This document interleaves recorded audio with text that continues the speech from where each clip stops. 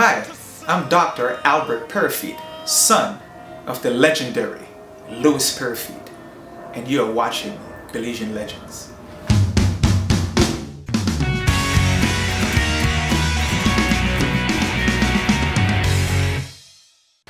This is Belizean Legends, and I'm Bilal Morris. Today we will be speaking with the son of one of the legendary Belizean musical artists, Louis Pyrefiette. Today we will be speaking with Albert Pyrefiette, the son of Louis Pyrefiette, and this one is the one that Louis Pyrefiette actually transferred the talent, that natural talent of vocalist, that silky vocalist talent that Louis Pyrefiette had. Albert Pyrefiette wears many hats. He is not only a top R&B vocalist and gospel vocalist here in Los Angeles, where he lives after his migration out of Belize, but Albert Pyrefiette is a doctor of divinity, a scholar in theology, and also a computer engineer. And today we will be hearing about his work that he is trying to embark on in bringing to the Belizean community in terms of setting up a resource bank for that dynamic Los Angeles Belizean community. And today we will be hearing about the work of his father, Louis Pyrefiette. We will be hearing about his work, Albert Pyrefiette, and the things that he wants to do for the Los Angeles Belizean community and for the Belizean diaspora at large. Albert Pyrefiette, my brother, I want to welcome you to Belizean Legends, my brother. Thank you for having me. Yes, man, you know, when the outstanding musical artist Mike Navarrete told me that he has the son of Louis Pyrefiette, who is his friend, and he wanted to bring him in to me to do something on the Belizean Legends, I was like, what? Say that again? The son of Louis Pyrefiette? So I told Mike, I said, Mike Navarrete is known as the Preacher Man. Yeah. That's his musical name that he goes by. I said, Mike, we need to set up something with this brother immediately, as soon as we can. And Mike went to work, and here we are, brother. I appreciate it. Albert, I want to go first and ask you about the work of your father in terms of what he was able to pass on to you as a Belizean musical artist. That legacy that he was able to pass on. Louis Pyrefiette is dead and gone, but Albert Pyrefiette is here. Talk about what it is that your father passed on to you in terms of that musical talent. Well, you know, growing up with him, whenever he had to learn a song, I was right there with him. And so he would have the lyric sheet out, and then he would play the music, and then he would sing it to learn it. So I was in a shadow right there. And when he recognized my interest, you know, he said, come, let me teach you. And so I mean, I must have been, maybe 10, 11 years old, something like that, when we first started. Yeah. And so every song he learned, I learned. Hey. And you know, and when he used to go, you know, with the professionals around to different Jesus professionals. Yeah. Yes, sir. And so when he used to go around to the different locations, even though I was underage, Yes. when I would walk up to the door, the people there minding the door would say, "Oh, come on in, but you can't stay out here. You got to be behind the stage." Hey. And, you know, and so even underage, I used to be behind the stage. Yes. When you know, when he would be performing, because it wasn't lawful for me to be out on the floor, but I didn't want to be on the floor anyway. I wanted to be behind the stage and watch my dad. I love watch my dad. And learn. Yes, watch him perform, you know. Yes, and I remember that one time I must have been about maybe 15 or 16, something like that, and I'm behind the stage and I'm singing the song along with him. Wow. And they heard me out front, and they said, "Come on out front, man." Next thing I know, I was out front on the stage there singing with my dad. Wow. And then, and then this other group, the Harmonious Harmonists. Yes, the And harmonists. such. Legendary harmonists, man. Well, what happened, they were looking for a lead singer. So they came to our home.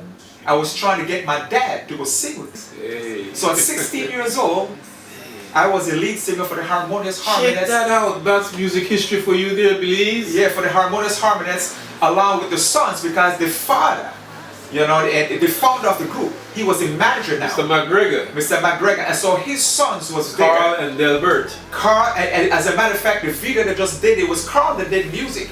I know I was hearing some quality there, bro. That was Carl that He's in studio in Northridge. Yes. Yeah. Yeah. So Carl was the he was the bass player, but he Yes. also knew how to play keyboard. So he very was talented. right. Yeah, so he was the leader of the group. The youngest child, Deli. Yeah. He was the drummer. He was the drummer. Awesome drummer too. One of Belize's best. Right. And then Elwin then was the nephew. Yes, Elwin. And so he played keyboards. Yes, call him Juice. Right, and then Majeli, he came back from Majeli. America and he come back start playing the saxophone. Yeah, I just for us. completed an awesome piece with Magellan, man. It's blowing up big in Belize right now and here in Los Angeles. They just love it. He sat right where you are, man, and tell the story. Yeah, when he left and when he came back. Yeah. Right, so at 16 years old, I became the lead singer for that group. But my father still worked with me, and what he taught me, he says, when you practice, he said, if you go practice without music and sound good, you will sound good when the music plays. Absolutely. That's And then he showed me how to build up my diaphragm. Yeah. He says, you don't have to sing hard. He said, when you practice, sing soft, because what happened, it takes more strength. Yes. Many people don't know this, but it takes more strength. Vocal lessons. It takes more strength to sing soft. Because see, when you sing soft and you got to do certain notes and stuff, your voice may crack. Yes. Yeah. But if you could sing soft and able to go and hit all those different notes and different things soft, Yeah. then when you go loud, you'll be able to maintain it without strain. So singing soft develops control Cool. Yeah. and power in your diaphragm. Wow.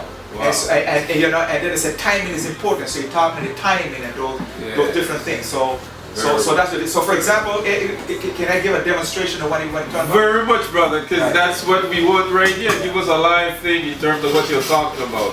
Well, for example, I'll do it soft, I'll do it hard, then I'll do it soft. Yeah. To show you things. So for example, we could say, just to be close to you, Yeah. just to be close to you, just to be close to you. Yeah. Oh, it's my desire. Now see, if I was rehearsing, Yeah. then my dad said I would have to do it like this. Just to be close to you. Yeah. Oh, just to be close to you. Yeah. Just to be close to you. Oh, it's my desire. See, but see, Live and direct right there. It's like the legendary Louis Pyrefiette has come alive, brother, right there. Yeah. yeah. So those are things that he taught me, and he taught me praise, stage presence. Yeah. Don't think too highly of yourself. So, exactly.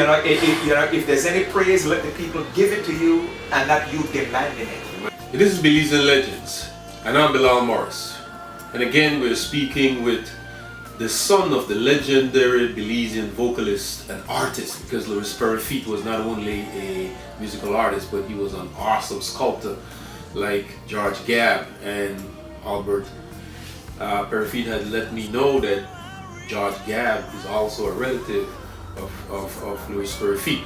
But Albert, I want you to continue talk about the whole vocal thing, that what he transferred to you, and you gave us one of the most beautiful demonstrations just now in terms of the vocal lessons that he taught you. I mean, we had a live and direct example of that.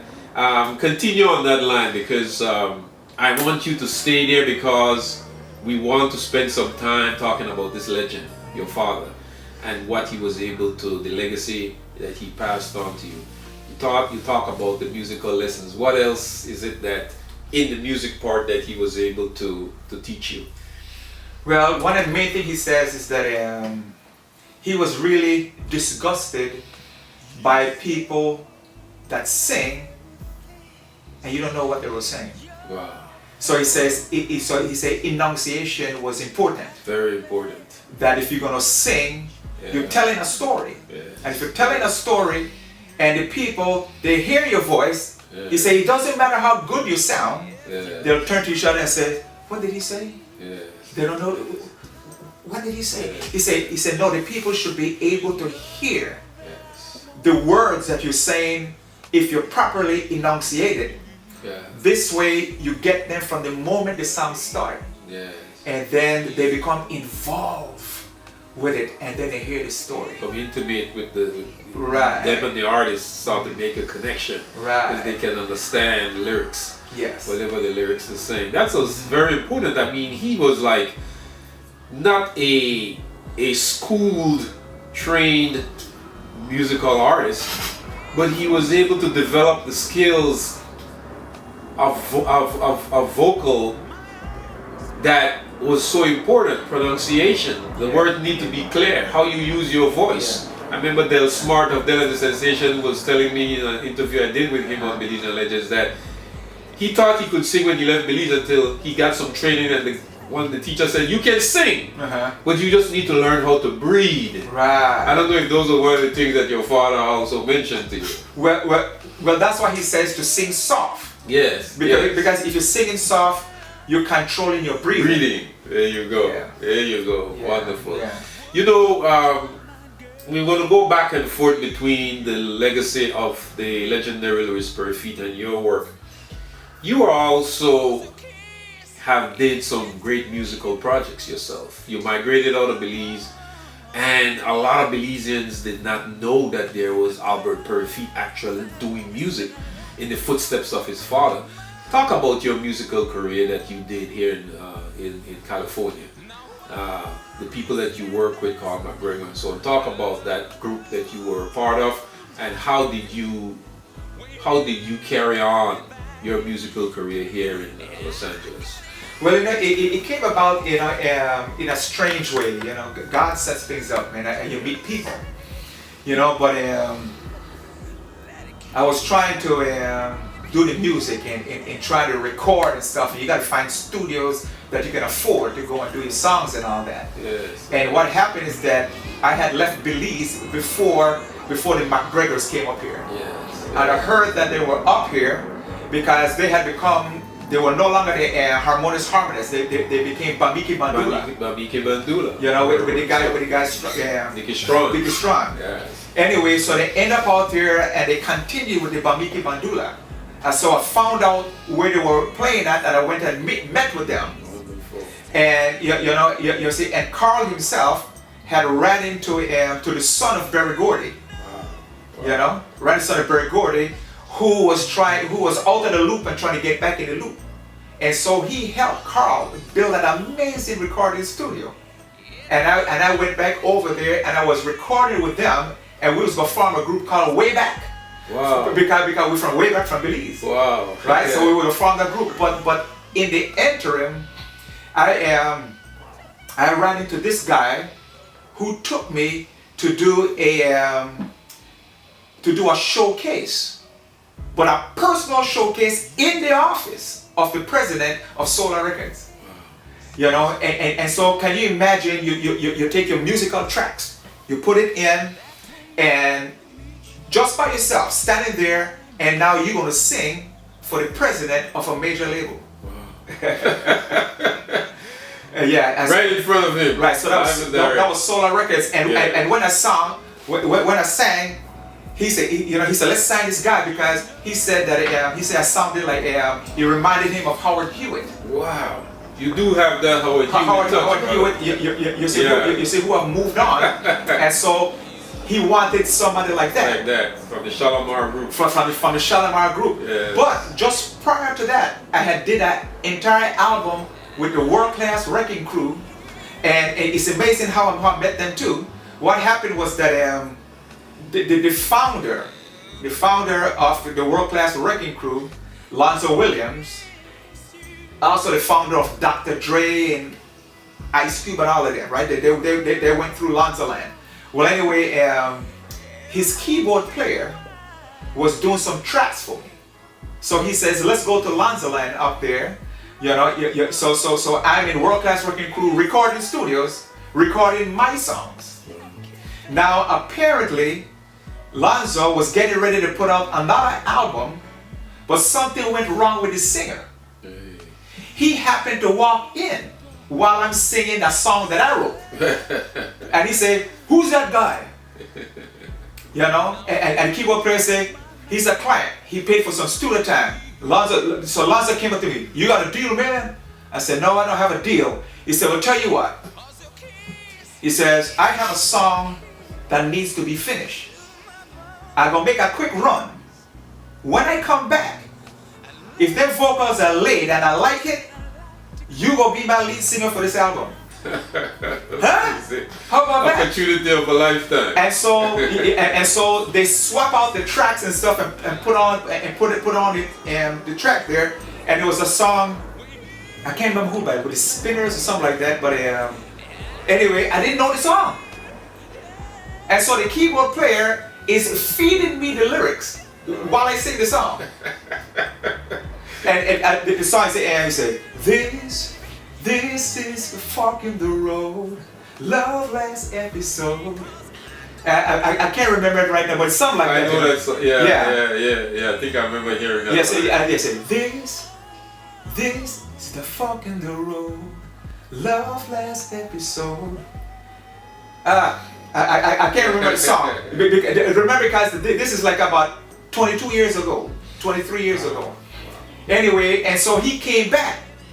And they played it for him. He said, brother, you in. And so you loved it right away. Right. And so then I became the lead singer for World Class Wrecking Crew that launched Dr. Dre and Michelet and people like that. Check that out. Music history for you there, Belize, and worldwide audience. Yes. The son of the legendary Louis Pyrefiette, Albert Pyrefiette, doing his thing. Then I went from there, then I went to Solar Records with Dick Griffey and got signed to that label. When I got signed to that label, I had what is called a press and distribution deal. Yeah. I'm responsible for writing and producing all the songs, turn it in, and then they do the distribution. And so I was up there at the same time with LA and Babyface. Hey. They weren't LA and Babyface then, they were a group called The Deal. The Deal, I remember. Yeah, then they became LA and Babyface after that. I was up there at the same time. Reed and all of them was bass. Yeah, right. Yeah. So I was up at the same time with Lakeside and the Whispers. Wow. And you were in the big league, bro. Yeah. So yeah. Hey, Belize, there's a son of Belizean soil in the big leagues right there, quietly doing his thing, and nobody knew this. Now we are bringing that story to you right here on Belizean Legends. Go ahead, Albert. So I recorded a 10-song album, and in the recording language, when they say your album is 3 strong, it means they intend to put it out as a single. And not only put a single, but they'll shoot the videos and everything. Yeah. Well, I did the entire album, mastered it. All I got to do is turn it in. My future brother-in-law took me to the Christian Entertainers Fellowship, where you have people like Paul Jackson, the jazz guitarist and stuff. Jackson. Yeah, Paul Jackson and like Smokey Robinson. People like that. The people there that were in the series, 211 and stuff. Yes. Like Elena Reed and people like that. The people from the Jeffersons and and the children of a legendary Motown founder. Yes. They were in that meeting. Yes. Yeah. And I heard Jesus like I never heard Jesus before. Wow. And I took that album that I recorded, put it on a shelf, and walked away totally. Wow. That was 22 years ago. An immediate transformation right there. Just totally walked away. Look at that. And a video that I just released about a couple months ago is actually one of the songs that was on that album 22 years ago. 22 years ago. Because only for one moment that is right in line for what is done today. Yeah. And so what happened is that I started a college. And one of the students that was in my class, when we were on lunch break, he went over to a keyboard that I had in the school, and he started playing. I'm like, man, that's really good. And I start feeling the music again. Come to find out, that student that's in my class is actually a Grammy-nominated producer. Wow. Writing, Yeah. writing music, for people like Mary and people like that. Within the gospel genre. Field. Yeah. Right. Yeah. And so we start talking, and I told him, I said, man, I don't feel like driving back and forth to LA to record. He said, build a studio. So guess what? I built a studio. So I have a studio built there now, and so I kind of just got pulled right back into the music part. But now you're doing gospel. Yes, gospel.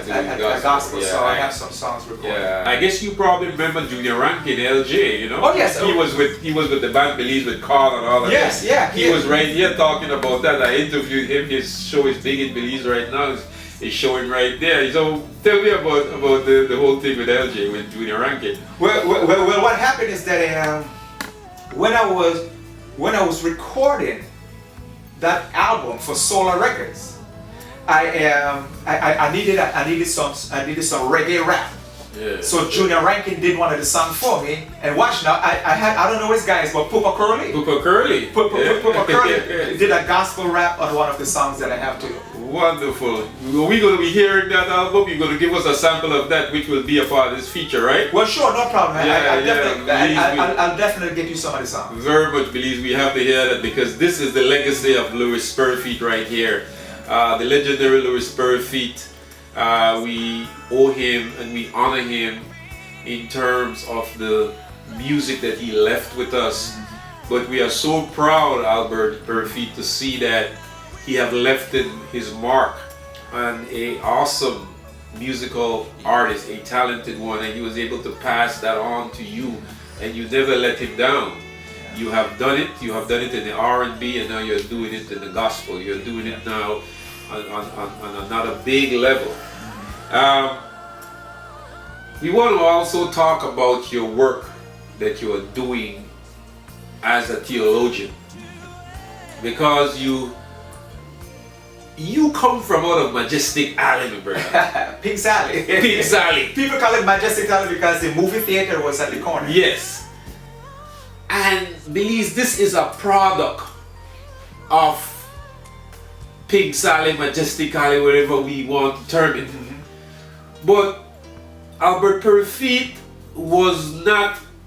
he did not allow himself to be broken by growing up in what they would call today the hood in Belize. That was a challenging area, and you did not allow yourself to be destroyed in that environment, but you able to remove yourself from it, migrated to the United States, and you were able to create yourself into this phenomenal human being that not only carried your father's genes in terms of the arts and the music, but you are able to become a doctor of divinity. You are a PhD. You are building seminars. Talk about how that transformation started. You mentioned about from the R&B to the gospel, but how, as a message to our young people back in Belize, how did Albert Pyrefiette was able to escape the challenges of the streets and now to develop into this fine, quality, polished human being that you are today? Well, thank you. Very quickly, while I was in Belize, sports got me out. So I was a student and alumni of St. John's College and such. And a very good friend of my dad came to visit.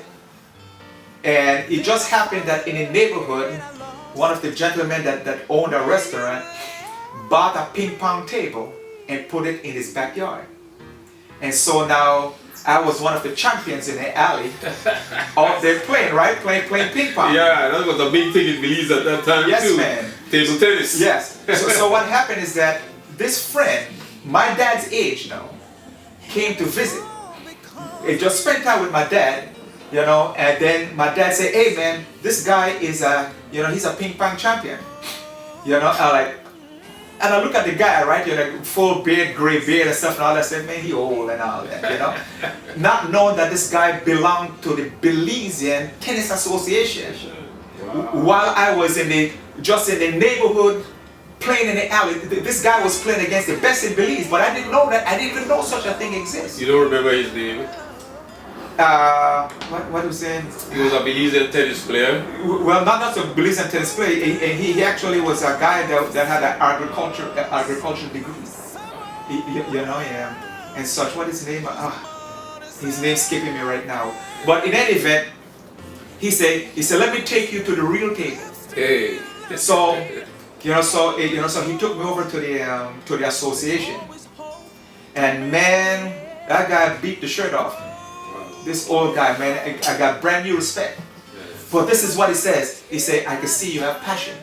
So he says, if you allow me to train you, I'm gonna turn you into a champion. And it's amazing because here's what that did now. It took me out of the neighborhood and across the tracks, if you will. And and the people who actually belong to that association was the wealthy people of Belizean society. You're talking about Pickwick Club. Pickwick Club. So it was part of that. Yeah. So you have people like Dean Lindo or people like that. Sonny Mead.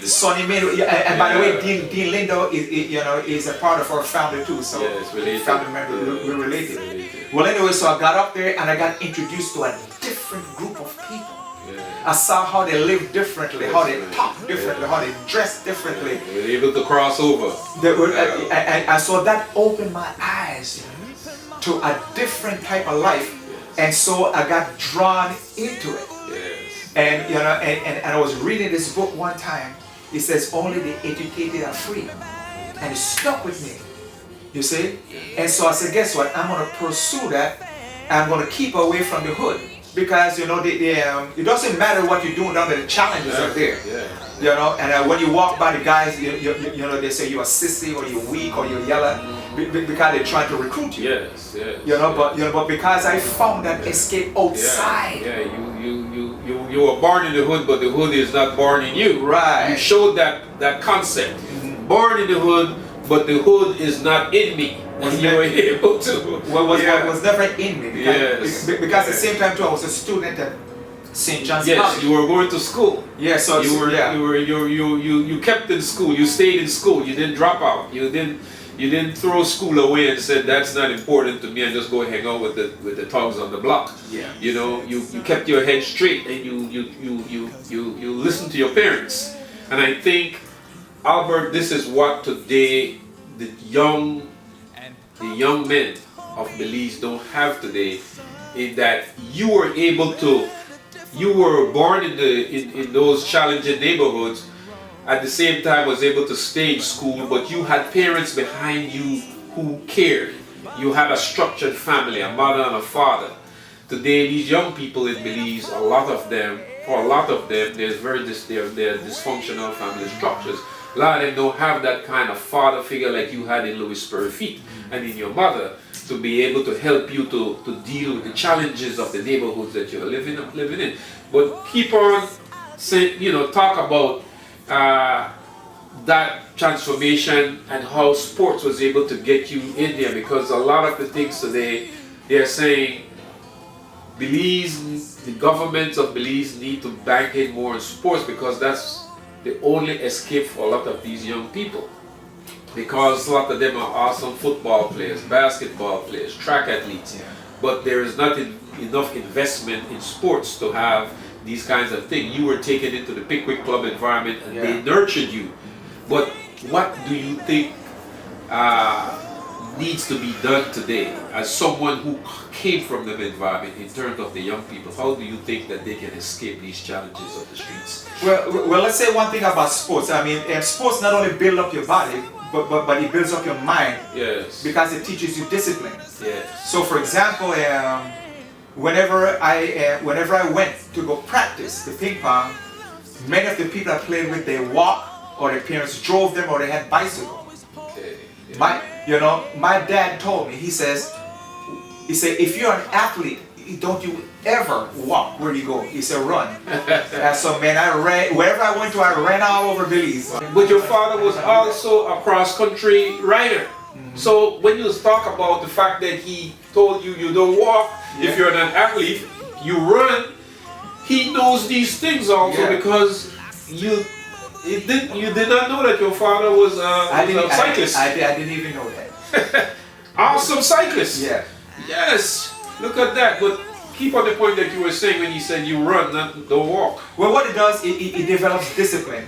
Yes. You see, many people fail in all aspects of life because they lack discipline. Yes. Yes. You know, and so you may have a great idea, but lack the discipline to pursue it. Pursue it. And so what happened is that it made me realize that if I were to get out of my situation, is education. There was a getting out, and sports introduced me to these people who are not only educators, but they were the movers and shakers in society. You see, but I noticed that all of them had one thing in common, regardless of what they did. They had one thing in common: they were educated. Everything changed, and I still